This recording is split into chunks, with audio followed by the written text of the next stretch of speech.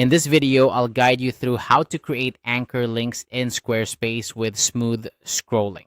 Anchor links are a nifty way to enhance navigation on your website, allowing visitors to jump directly to specific sections with a simple click.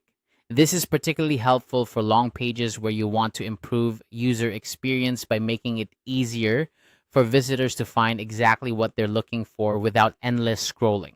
To begin, you'll want to identify the section of your page that you want to link to.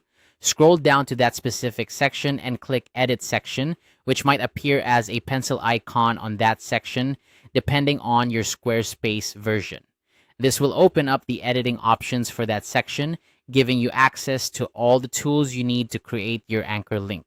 Once you've clicked Edit Section, you'll see a settings panel appear on the right side of your screen.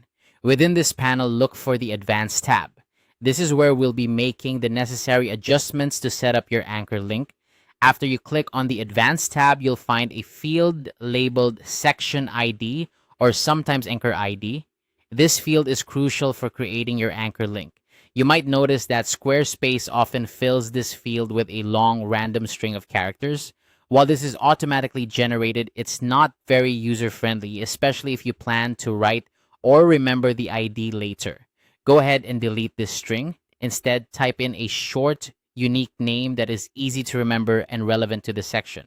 Make sure it's lowercase and contains no spaces. For example, About section or Contact Info.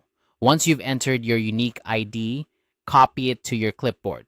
This ID will be used to create the actual link that visitors will click on to jump to this section. Remember, the simplicity and relevance of the ID will help you manage your links more easily, especially if you have multiple anchor links on a single page. That's it for setting up the section ID.